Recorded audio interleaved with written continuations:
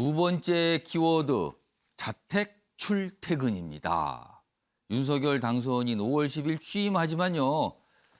관저가 확정이 안 된 상태로 지금 취임을 하게 돼요. 그렇다면 당분간은 지금 서울 서초동의 자택에서 출퇴근을 해야 된다. 국방부 청사는 이제 임시로 이 마련을 한다고 하니까요. 이런 상황이 되거든요. 그래서 두 번째 키워드가 이렇는데요.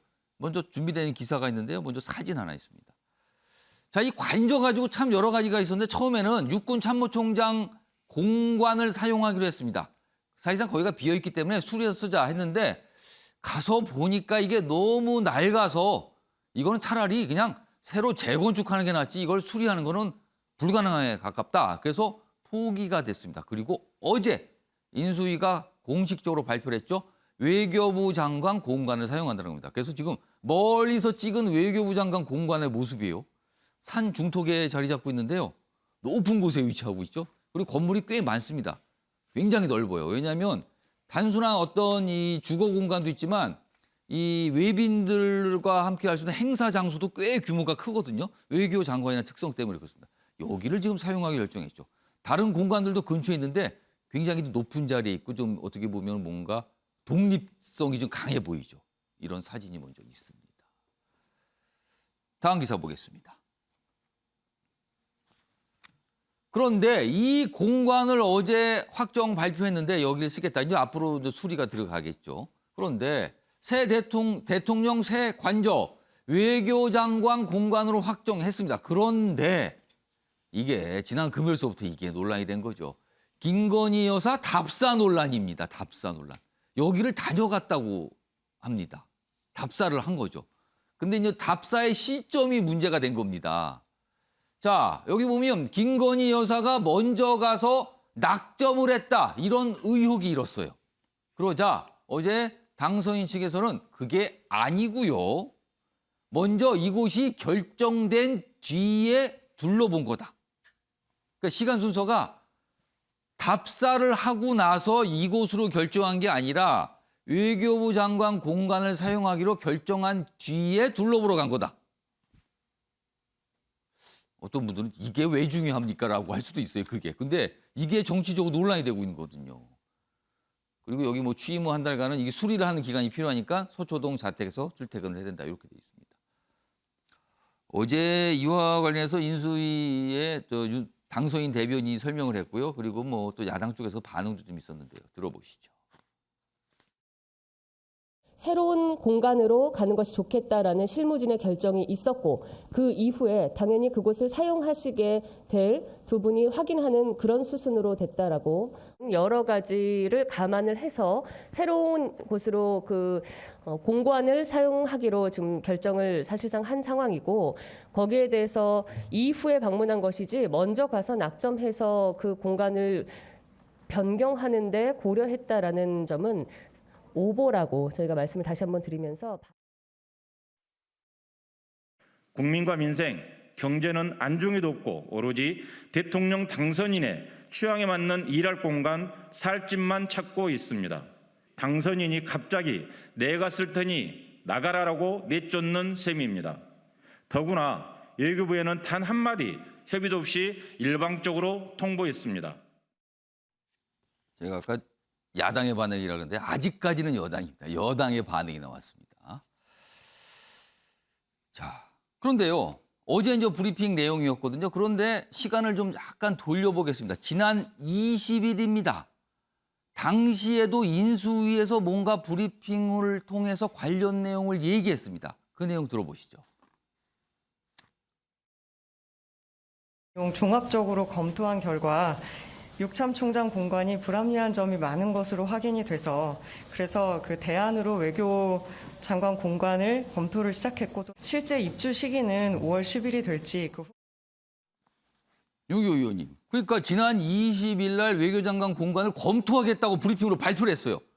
그런데 알고 보니까 그 며칠 전에 주말을 통해서 김건희 여사가 이 공간을 답사했다라는 게 뒤늦게 보도를 통해서 알려졌어요. 그러자 이거 뭡니까? 답사하고 정한 거 아닙니까? 라고 시점상 그렇게 보이니까 뭔가 얘기가 의혹제가 나오자 그게 아니고요. 외교장관 공간을 쓰기로 한 거는 그 전에 이미 결정됐다. 그렇다면은 20일이 아닌 그 훨씬 전에 결정됐다. 이렇게 어제 설명이 나온 겁니다. 그러면은 발표는 안 하고 내정이 된 상태가 전달이 됐고 그래서 그 정보를 가지고 답사를 했다. 이렇게 되는 거거든요. 설명은요. 그렇죠. 지금 근데- 정황상은 예. 그렇게 해야 인수위 쪽이나 윤 당선인 측에서 해명하는 게 맞아떨어지죠. 예. 그렇지 않으면 지금 시차상으로는 이미 김건희 씨가 간 게 16일 아니면 17일 뭐 그렇게 좀 훨씬 알려지고 전이고 그다음에 지금 나왔지만 인수위의 수석 대변인이 예. 한 얘기 부대변인이 예, 한 수석 얘기는 부대변인, 예. 20일에 저렇게 20일 날 브리핑을 했어요. 공개했고 인수위에서 공식적으로 발표한 건 24일이고 예. 그렇죠. 그러니까 그 시차들로만 놓고 보면 이미 내부에서는 논의가 됐고 결정을 이미 했다. 했다. 어제 그 라고- 설명인 거예요, 지금? 라고 주워 담아야 가능한 거예요. 아. 근데 이제 이런 얘기가 왜 논란이 되겠느냐. 느닷없이 튀어나왔다는 것도 있지만 결정을 도대체 누가 했느냐. 아까 실무진 그다음에 뭐 실무진이 다 알아봐서 가장 타당하다 이런 설명이 있어요. 전담팀 뭐 이렇게 표현을 했지만 이거 지금 전면에 나서지도 않고 있는 아직 얼굴도 안 보이거든 김건희 씨가 다 결정한 거 아니냐. 이런 얘기들이 시중에서는 이제 공식적이지 않게 예. 따라다니는 거죠. 그 보도가 한 곳에서 됐고 여당에서 그거에 대해서 받아서 설명을 하면서 의혹 제기를 또 한 거죠. 그리고 또 그렇습니다. 설명이 어제 그래서 인수위 차원에서 해명이 나온 거고요. 그리고 선거 캠페인 과정에서 나왔지만 김건희 씨의 어떤 결정 이런 것들에는 항상 풍수지리 아니면 무슨 주술 뭐 이런 무속, 것들이 이런 무속 얘기하시군요. 이런 것들이 예. 작용을 한 거 아니냐라는 막연한 추측이 있는데요. 예. 전 뭐 그건 아까 앵커가 이게 뭐가 중요합니까라고 얘기를 했습니다. 맞습니다. 그러나 대통령이라는 자리가 그래서 어렵습니다. 대통령이라는 자리는요. 자기가 살 집, 자기가 일해야 될 지부 예. 공간 또는 자기가 함께 일해야 될 쓰고 싶은 사람조차도 내가 마음대로 할 수가 있다라고 생각하면 큰 오산이다. 이 대의제 민주주의 체제에서 대통령이라는 사람은 국민이 유권자가 당신에게 우리의 권한을 위임할 테니 당신이 예. 대표로 일을 하시오라고 맡긴 거잖아요. 그렇다면 내가 내 마음대로 하겠다가 아니라 바로 그런 점에서 자 여론도 살펴야 되죠. 예. 그다음에 뭐 아무리 능력이 출중하고 내가 입맛에 맞는 사람만 쓰고 싶지만 지역이나 성별 이런 것들을 할당을 해야 될 수밖에 없는 그게 바로 균형이고 예. 조금 사회적인 약자도 보듬어야 되고 반대 목소리도 좀 귀를 들어야 되고 이런 것들이 다 반영이 된다는 거죠. 예. 그런 게 다 모여서 대통령이 살 집, 그다음에 일할 공간도 마음대로 결정을 못하는 게 바로 그게 어떻게 보면 대의제 민주주의 체제에서 대통령의 숙명이다. 왜 이런 것까지도 논란을 합니까? 왜 이런 것까지도 언론에서 뭐라 그러고 옆에서 간섭을 합니까?라고 얘기하면 그렇게 하면 사실은 나중에 더 큰 결정조차도 내 마음대로 할 텐데 왜 당신들이 나서느냐라는 예. 충돌이 불가피해진다. 저는 그 얘기를 좀 해드리고 싶습니다. 신경미 전 의원님, 이 외교부 장관 공관 지금 현재 사용하고 있는 거죠. 그러니까 아직 문재인 정부가 지금 뭐 말긴 하지만 남아 있기 때문에 지금 현직 장관이 사용하고 있는 곳이에요. 그런데 지금 이곳을 공관으로 쓰기로 정했습니다. 그렇다면 여기를 어떤 수를 통해서 쓰게 되는 건데 그러면은 윤석열 정부의 외교부 장관은 새로운 공간을 찾아야 되거든요. 그렇죠. 근데 외교부 장관이라는 게 좀 특수성이 있어요. 사실은 단순한 그냥 공간이 아니라 그 장소가 외교를 하는 자리이기도 하거든요. 그렇기 때문에 우리나라에 있는 공간 중에 가장 규모가 크고요. 가장 행사장도 면적도 넓고요. 여러 가지 시설이 많이 있다고 좀 알려져 있잖아요. 근데 이거 새 공간을 새로운 외교부 장관이 마련하기 쉽지 않을 거다는 얘기가 나오는데요. 어떻게 보십니까? 금방 저걸 대체제를 찾기는 좀 어려울 겁니다. 외교장관 공관은 거기 한남동에 있는 여러 개의 공간 중에서 가장 여러 가지 그 공식적인 행사가 많은 데가 뭐 대법원장도 있고 국회의장도 있고 지금 각 군의 참모총장들이 해병대까지 다 있는데요. 예. 나머지 공간들하고는 경우가 좀 다릅니다. 거의 뭐 엄청난 그러니까 어떻게 뭐 홀 같은 이런 장소도 그렇죠. 갖추고 있다 그래요. 저도 외교부 출입 기자를 예. 오래 하면서 또 국회의원을 하면서 저 공관을 굉장히 자주 가봤는데요. 예. 사실은 그 펑션이라 그러죠. 외교 행사를 위한 펑션을 위해서 아주 자주 쓰이거든요.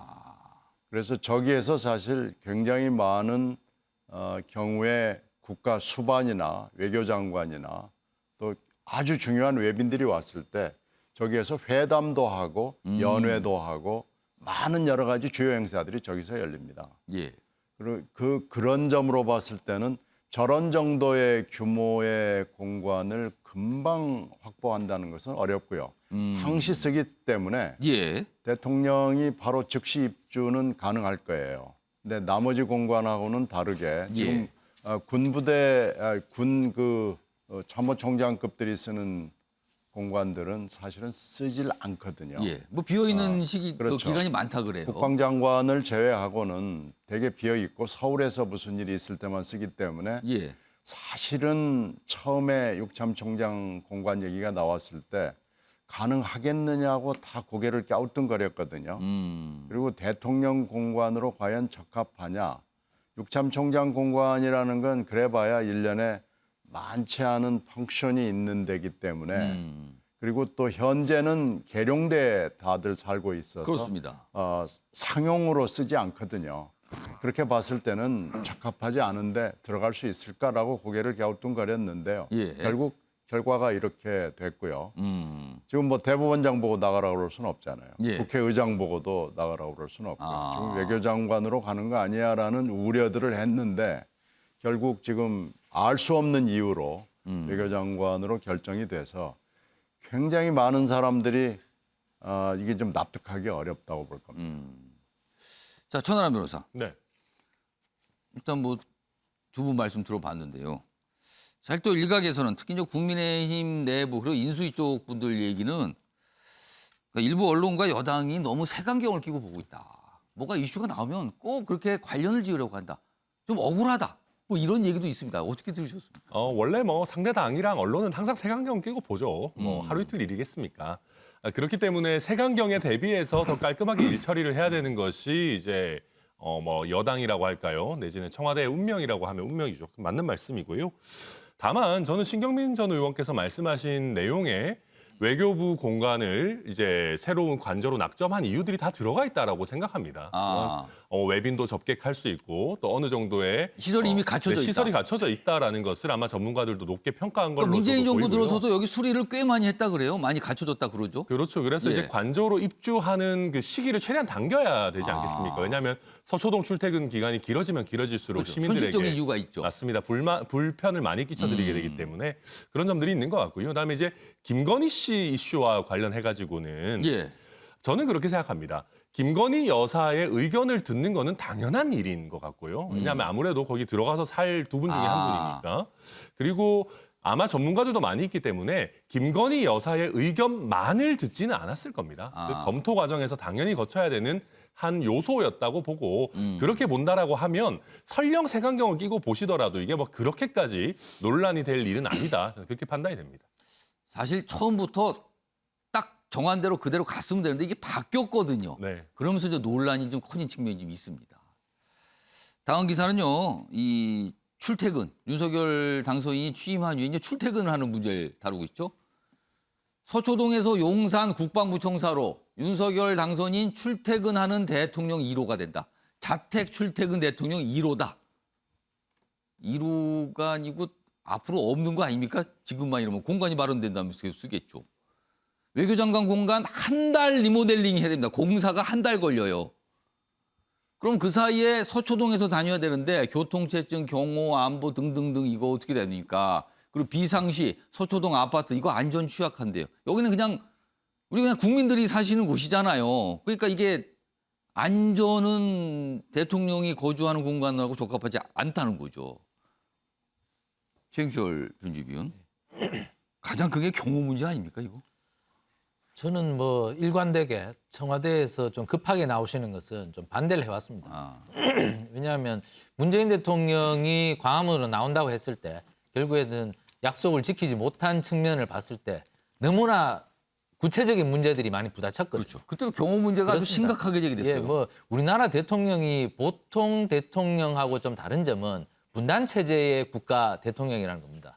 사실 휴전 상태이기 때문에 언제든지 도발이 일어날 수 있기 때문에 사실 뭐 낮밤도 없는 것이 우리나라 대통령입니다. 그리고 요즘 대형 재난이 굉장히 많죠. 그렇습니다. 대형 재난이 많았을 때 뭐 세월호 참사 때도 그랬지만 대통령이 뭐 했냐? 뭐 이런 질문이 많습니다. 예. 그렇기 때문에 서초동에 주무시다가 갑자기 나와야 될 일이 굉장히 많을 겁니다. 예. 그렇기 때문에 이 거주지와 집무실이 떨어져 있다는 부분은 우리나라 대통령의 특성상 좀 어려운 부분이 있는데 그러나 어쨌든 이제 결정을 내렸으니 뭐 이제 당분간은 외교부 장관 공간에서 국방부 청사까지 좀 출근하실 것 같은데 좀 윤석열 당선인께서 이제 고생을 좀 하셔야죠. 그러니까 새벽 일찍. 한 달 리모델링 할 때까지는 서초동 그리고 그 끝나면 이제 외교부 장관 공간에서 출근을 하게 되죠. 네, 어쨌든 뭐 굉장히 뭐 새벽 일찍 나오셨다가 동선이 좀 나옵니다. 동선이. 그렇습니다. 그 새벽 일찍 나오셨다가 아주 밤늦게 퇴근하는 그 교통체증을 피하기 위해서. 그렇습니다. 그런 국민들에게 좀 그런 좀 모습을 보여줘야 하고 그리고 경호도 이제 좀 바꿔야 됩니다.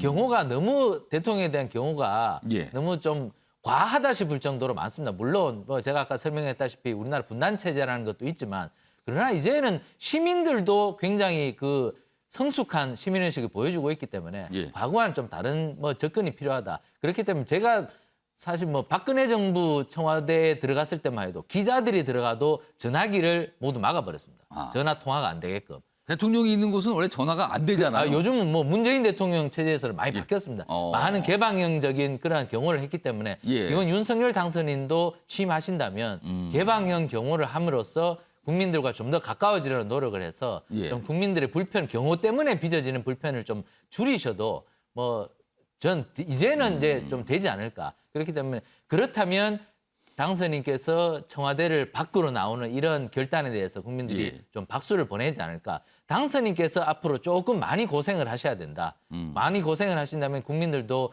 저 결단에 대해서 수긍을 하실 거고 그리고 청와대 잘 나왔구나 이런 판단을 하실 테니까 조금 뭐 지난 앞으로 한 2달 동안은 굉장히 고생을 좀 하셔야 되지 않을까. 잠을 좀 줄이시는 그런 수고가 좀 있어야 될 것 같습니다.